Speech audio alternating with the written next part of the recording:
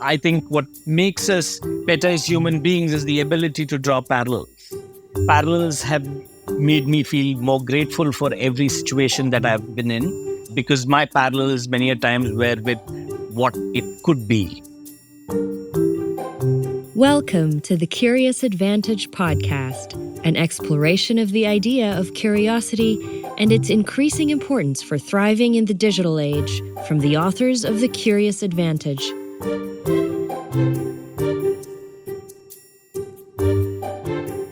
Hello, and welcome to this episode of the Curious Advantage podcast. My name is Garrick Jones. I'm one of the co-authors of the book The Curious Advantage, and we're delighted to be joined by Hirsh Haladkar. Hi, Hirsh. Hi. Welcome to the Curious Advantage podcast, Hirsh. Thank you. I've known you for many years, and so great to see you, but I'm really excited about your book. It's called Exprovement, Exponential Improvement Through Converging Parallels. It's being published by Penguin and Random House, and you published it in co-authorship with Raghunath Mashkar, who's very well respected. And I need to ask you the first and obvious question, what does exprovement mean? Thank you for having me, Garrick. It's an absolute pleasure. So we found the need of differentiating from improvement, because a lot of people we saw called improvements innovation.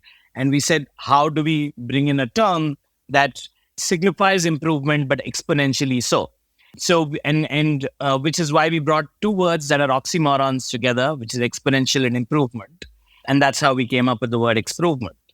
The contents of your book include how to make a footballer as efficient as a microprocessor, and what do a pizza box and cancer detection have in common? And then how is a voltmeter similar to a mind reader, or broken bones that fix disaster zones?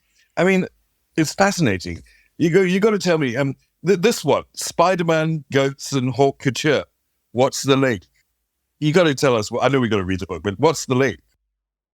So essentially, if you look at, again, the book's all about drawing parallels from things that are unrelated. So if you pick any of the chapters, they do try to do that a lot. So in that particular case, we looked at a possibility where there's a stem cell modification of the goat in order for its milk to produce a protein that actually can make webs that are as strong as spider silk. And it's being used in making clothing. So one of the biggest things that the book talks about is how one thing that curbs innovation or improvement is how human beings divide industries. And for improvement to happen, we believe that divide shouldn't exist. And you should be able to go cross-domain, which is what all the chapters focus on, and the book, thereby the book. You've got the Spidey silk, I get. You've got Hawk Couture. Yeah. Where's the goats? The goat's milk is what produces the protein. It's a fantastic book. It's full of these stories.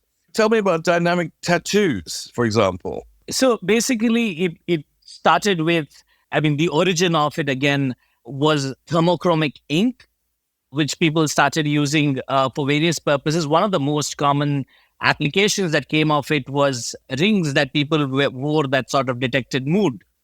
And so that went into various applications, including tattoos, where it was a tattoo that changed color and so on and so forth. It's a fascinating book. And the thing I love about your work is that it's really grounded. It's very innovative. It's very thoughtful about amazing concepts, but it's really grounded in real work and and you've been working in innovation at your lab in Stillmotion for some years now. I first met you in London when you were here. And how did you get into innovation and incrementalism? The first instance of innovation for me was when my grandmom used to do things to fix things that I broke, which is why if you see the book, I have dedicated the book to her as well. I remember the first time, some toy of mine had broken, she actually got a part of a footwear that she had and used that to sort of put it together. And then I said, hey, that's a footwear and this is a toy. How did they come together? And that was a start point for me. I wouldn't be able to articulate it back then, obviously. But eventually now I know that's what I've been doing, which is drawing parallels with everything I've seen and what I'm seeing today. I know that there are three main topics in this book coming from the conversation we had. Can you just take us through those to provide a little bit more context? Sure. So the first one is around delta, which is, so what we define as the delta in the book is it's the delta between what is and what could be. So all of us, no matter what profession we are in, we're always trying to fill the delta. And that's one of the start points. Now, how big is your delta is only up to you to define, which is where it talks about the four different kinds of change, if I may call it, that we speak about, and how all the four are different from each other. There is behavioral economics, there's design thinking, there is innovation, and there's disruption. Now, how these function differently is, if I draw a graph, again, the graph's in the book, but if I draw a graph between operations of a company, the users, and the strategy of the company, innovation and disruption lie on the strategy side, which is far away from the users, versus design thinking and behavioral economics, closer to the users and closer to operations. So the reason and how we differentiate it between them is essentially the closer you draw your parallel from what your current theme of work is. Like the closest would be behavioral economics, and then there would be design thinking. Further away would be innovation, and the furthest would be disruption. And that's about the changes. How you put those on a contextual understanding of change. That's the deltas. Yeah, and then what's next? Yeah, so the other ones, like I told you, the to emphasize and the difference between improvement and improvement. So that becomes a major theme of the book. And the third and the most important one, which every chapter is trying to emphasize on, is getting rid of the industry divide and how you can look across industries. And why is that valuable? Tell me. Actually, one of the first times I formally practiced drawing parallels across industries was thanks to you, Garrick. Before that, I may have done it, but I've never been able to formally figure out a way to do it. So all credit to you on that front, and your game that you made me play. Well, we had a fantastic game for doing design work all those years ago. Yeah. Do you have an example for the listeners about where you put this into practice? Yeah, I mean, multiple places. Firstly, every day of our work has been doing this. Like, one of our latest innovations, which we probably getting a global patent on, and the results look good, the search results look good. So at any airport, especially the crowded ones, if you go to, one of the biggest bottlenecks is the handbag X-ray machine, where your handbag gets scanned, because that's the slowest of the process. And, it's also an indicator for airports when all those machines get clogged, it means they actually equate it to time to expand airports. Now, we suddenly started looking at, and this was actually almost bordering improvement and improvement. But, the closest parallel we could find is, hey, when people fell short of land, what did they do? They went vertical. Yes. So we came up with the world's first stacking X-ray system, where we're able to stack X-ray machines one above the other and increase throughput by like a few fold. And the Delhi airport's going to be having it first. And that's one of our innovations. And, it's a simple parallel between crowd and land deficit, which is already a battle won in the architecture or infrastructure space. That makes so much sense. And it's something that's come out of architecture and now is right into the industrial design in the airport. You've got another one called What's a Bicycle Pump Doing in a Michelin Star Restaurant? Yeah. And then you say it's a new era of gastronomic innovation. Tell us a little more. So I don't know if you've heard of the story, actually. You know how it's a story of El Bulli? Yes. So basically, you know how El Bulli has always brought in people from various industries together to sort of disrupt the food space or come up with something extremely new in the food space. It was a similar process to what any innovator goes through, but the first one's always the most difficult when you have to draw a parallel. One of the guys who was there was a bicycle mechanic, and he was given tomatoes to work with. While he tried various things that he would do in a kitchen, which he was refusing to draw a parallel. They pushed him, and at some point in time, He was frustrated. He took the nozzle of a bicycle pump, shoved it in a tomato, and started blowing air into it. What he came up with was tomato froth, which today is used across like the best of restaurants in the world. But, that was a start point for it. That's amazing. I mean, I love El Bulli, and I love Adria and everything he did. I mean, I love the fact that he closed the restaurant for 6 months every year and then just did innovation. And then the documentation, the books are so beautiful, photography and so on. Yeah. But I haven't heard the bicycle pump story before. That's amazing. That's really, really fascinating.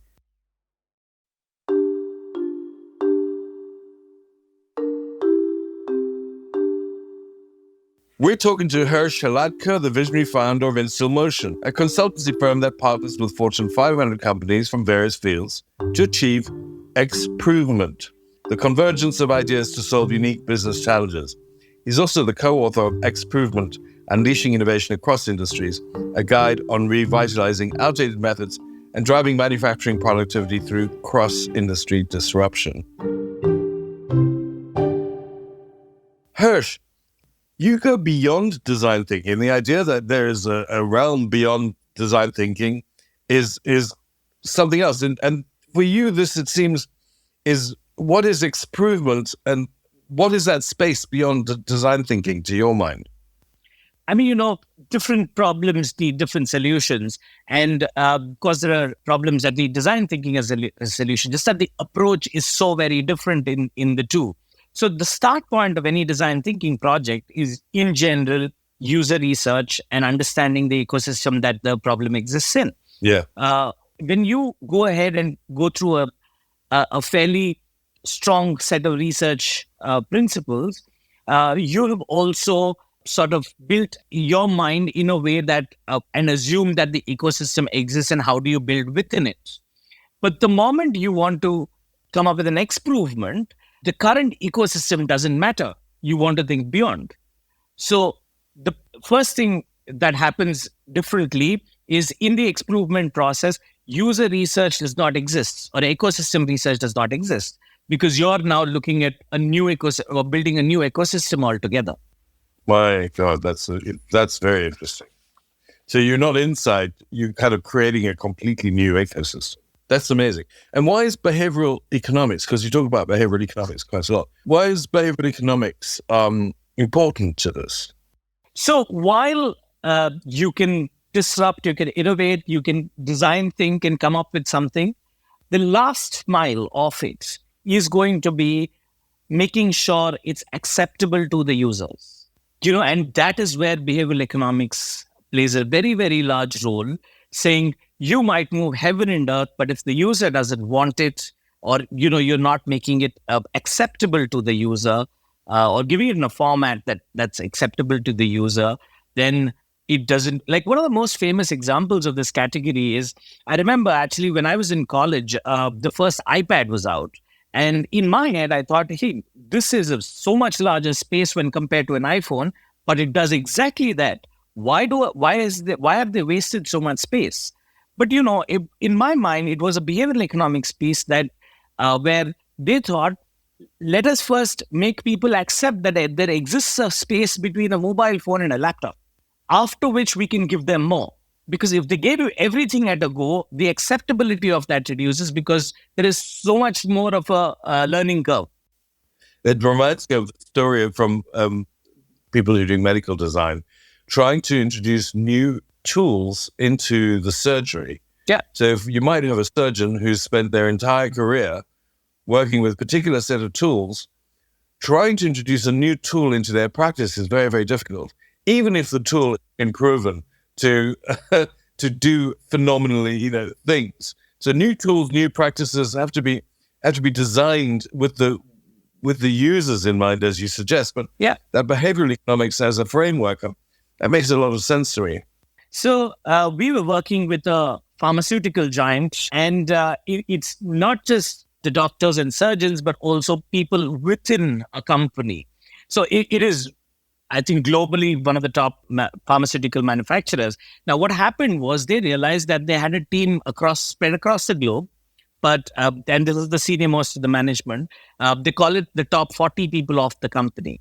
Now, in terms of vision and understanding, they didn't have a shared space because they were all over the place. I mean, globally.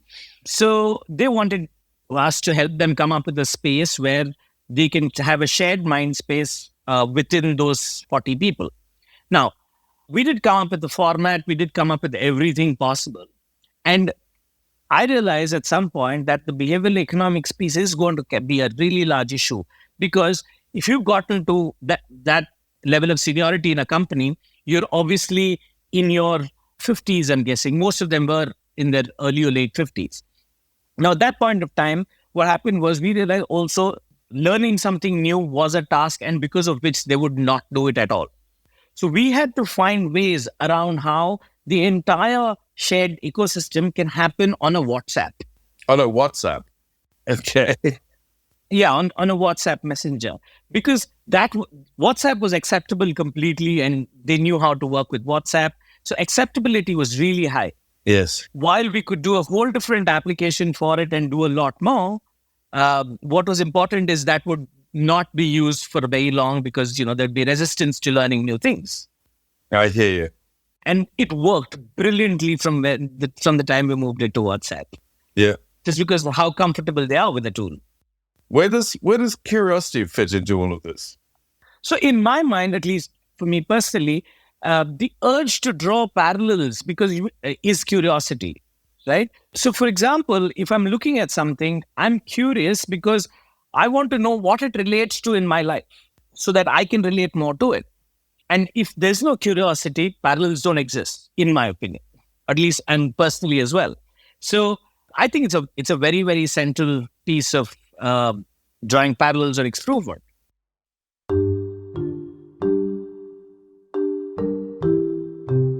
Welcome to the Curious Advantage podcast. This series is about how individuals and organizations use the power of curiosity to drive success in their lives and business, especially in the context of our new digital reality.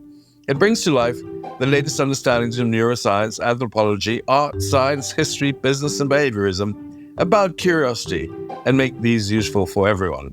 My name is Garrick Jones, and I'm one of the co-authors of the book, The Curious Advantage. We're talking to Harsh Hladka, the author of the book, Exprovement, Exponential Improvements Through Converging Parallels. You've got a bonus chapter called The Banyan Tree Analysis. You've got to tell me, what's the banyan tree parallel all about? So the entire process of drawing parallels is, for us, a parallel with how a banyan tree works. So if you look at a banyan tree, it is looking, once a banyan tree is grown to some extent, it starts to look for various points of interest and begins to drop roots at those points of interest, right? And mind you, all roots parallel to the bark, what got the tree here. And as and when it grows, one of the roots or multiple of these roots start to find a source of water. And when they do, they begin to build strength and grow and grow and grow until a point where the root becomes the stem of the tree and the current stem begins to diminish. So this is, for me, a parallel for any company, right? So if you look at a company that's grown to a certain scale, it is looking for various points of interest. Like, for example, if you go back to the era of cassettes that we heard or LPs we heard music on, if they kept exploring and drawing parallels on what else can be a tool to hear music, eventually if they came up with, let's say, online form of listening to music, that today would have become, that's the root that would have become stronger than the stem, which started them off in the business. And that's what gives them survival. I mean, it reminds me of pivoting. It's like the companies that were able to pivot in the pandemic were the ones who were fastest and were able to do it without too much trouble, although it was difficult for everybody. But the ones that were best at it were the ones that had already been exploring that pivot already. We've talked about it in the past.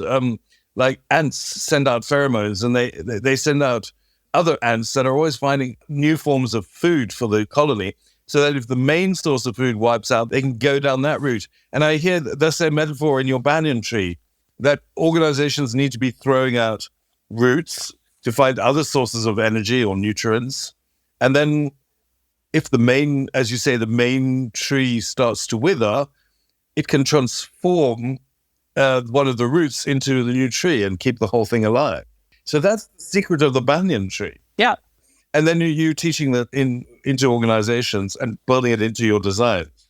Yeah, absolutely. It's a very critical part of it. And to take it a step ahead, we keep saying that the further away the root or the parallel from the main bark, the higher the chance of disruption. In the banyan tree parallel, the further away the root, it finds a new source of water and not the same source that the trunk is using. Yes. Right? So that's the higher chance of disruption. So Yes. The distance of the parallel from the bark is what determines how disruptive the change is going to be. So the further the root away is from the actual main tree, Yeah. the bigger the change is going to be in some way. Yeah, because a new source of water or nutrient that's going to find and not the same one. And this is why banyan trees live hundreds of years.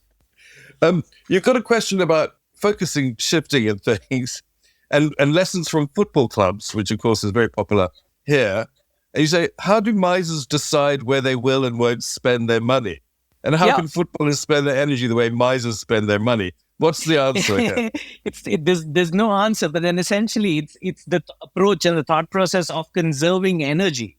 And if you're able to draw that parallel of a miser into your energy, you conserve energy to perform better, which is why that chapter draws, in the one space which is most miserly about energy, if you look at it, is microchips, right? I mean, to make a microchip perform higher, and you want a lower surface, it conserves energy to the highest possible way of doing things.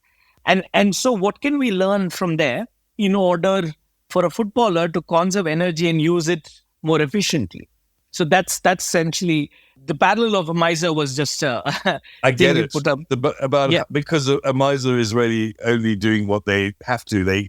They're saving as much money as possible. Yeah. Also, two fascinating things about this chapter. You've got these illustrations about the exprovements and the improvements. Yeah. But you talk about diversity. Can you tell us a little bit more about diversity and its role in exprovements? And you call it the banyan tree in action. Yeah. So again, diversity is about exactly what we were just talking about, which is essentially how far away can the parallel be. The further the parallel, the chances of disruption are higher. So for it to be further away from the tree, you'll have to look into really diverse industries.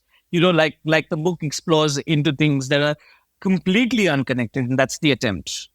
So you go further out. You go more diverse as possible to build up those resources from which you can get ideas. That's brilliant. Yeah.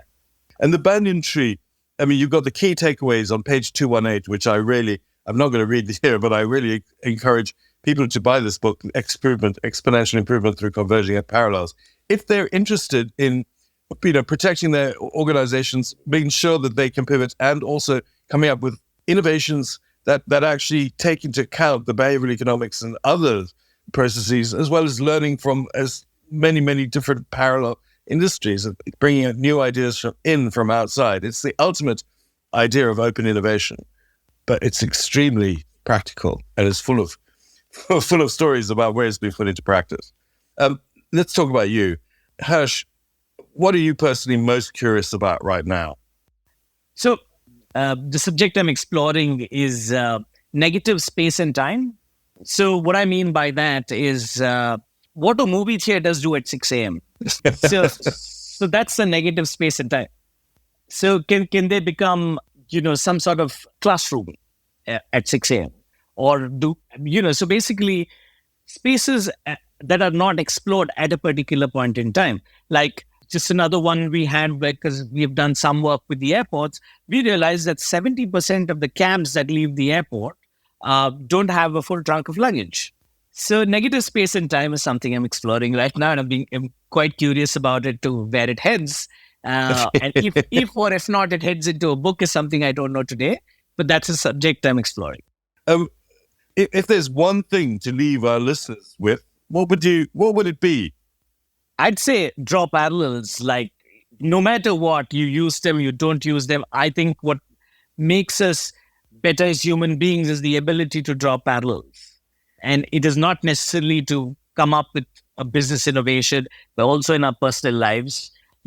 Parallels personally for me, parallels have made me feel more grateful for every situation that I've been in, because my parallels many a times were with what it could be or how, and so I'm just grateful for everything that's happened to me and so happier in that sense. So I would say personally, professionally, it doesn't matter, but draw parallels.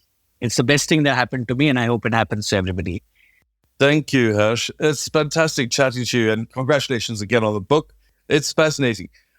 For our listeners, if you're interested in whether outdated or failed solutions in one industry can bring disruption to another, or whether a racing team can improve industrial manufacturing productivity, or whether science fiction can offer entrepreneurs valuable lessons in innovative thinking, get this book, Exponential Improvement Through Converging Parallels, by my friend Harsh Haladkar and Raghunath Mashelkar.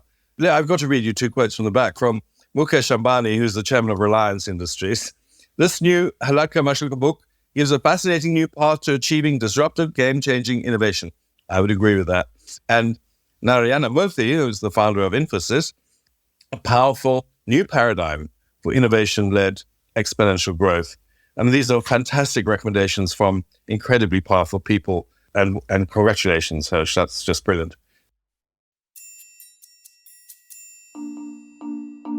You've been listening to a Curious Advantage podcast. We're curious to hear from you. If you think there was something useful or valuable from this conversation, we encourage you to write a review for the podcast on your preferred channel, saying why this was so, and what have you learned from it. We also appreciate hearing our listeners' thoughts and having a curious conversation. Join today at #CuriousAdvantage. The Curious Advantage book is available on Amazon worldwide and at bookstores near you. Order your physical, digital, or audiobook right now to further explore the 7 C's model for being more curious. Subscribe today and keep exploring curiosity. See you next time. Thank you for listening to the Curious Advantage podcast. The Curious Advantage book is now available to purchase on Amazon. Stay tuned for the next episode and keep exploring curiously. This podcast is produced by Aliki Palinelli and John McGinty and edited by Jill Damatak Futter.